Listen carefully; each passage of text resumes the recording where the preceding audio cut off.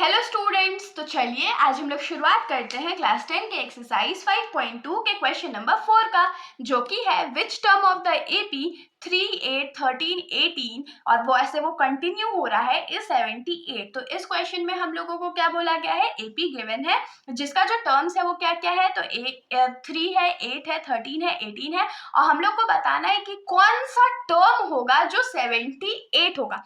कौन सा टर्म पूछा ना, तो टर्म का नंबर पूछ रहा है, तो मतलब हम लोगों को n का वैल्यू बताना। और 78 जो है वो क्या है, तो टर्म हम लोगों को पता है, हाँ ये 78 वैल्यू है हमारे पास, तो वो n का वैल्यू है। तो जो हम लोग को गिवन है वो हम लोग लिख लेंगे। तो लिखेंगे गिवन a का वैल्यू हम लोगों को कितना गिवन है, 3 गिवन है। d का हम लोग को वैल्यू कितना गिवन है, तो सेकेंड टर्म में से फर्स्ट टर्म को माइनस कर देते हैं, तो ये क्या हो जाएगा 8 - 3 = 5। an का वैल्यू हम लोग कितना गिवन है, 78 और इसमें हम लोगों को n का वैल्यू फाइंड करना है। क्वेश्चन तो बहुत सिंपल था, बस समझने की देरी थी। इसमें हम लोगों को समझना क्या था कि हम लोगों को एपी गिवन था और अगर एपी गिवन होता है तो हम लोग ए का वैल्यू भी निकाल सकते हैं, डी का वैल्यू भी निकाल सकते हैं।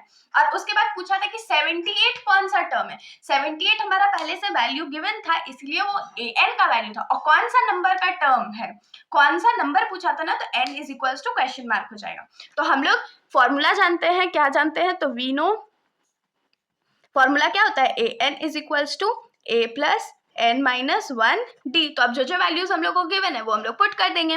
तो an का वैल्यू हम लोगों को 78 पता है, a का वैल्यू 3 प्लस n का वैल्यू तो हम लोगों को नहीं पता है, तो ये n - 1 हो जाएगा और d का वैल्यू 5 हो जाएगा। तो 78 और 3 जो इधर प्लस में इधर आके माइनस हो जाएगा = n - 1 × 5।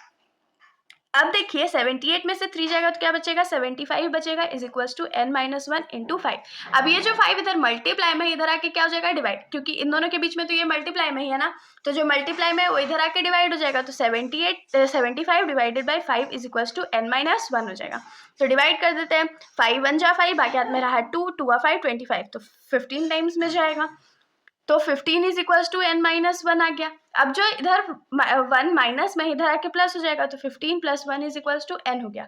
तो n का वैल्यू हमारे पास क्या आ जाएगा, तो 16 आ जाएगा। तो therefore the 16th term is 78। तो 16th टर्म जो है इस एपी का वो 78 है। तो इसके साथ हमारा ये जो सॉल्यूशन है यहीं पर खत्म हो जाता है। अगर आप लोगों को कोई भी डाउट हो तो आप लोग कमेंट सेक्शन में बेशक पूछ सकते हो, वरना अगर आप लोगों को वीडियो अच्छी लगी हो तो वीडियो को लाइक कर दीजिएगा और मेरे चैनल को बिना सब्सक्राइब किए कहीं मत जाइएगा। Thank you.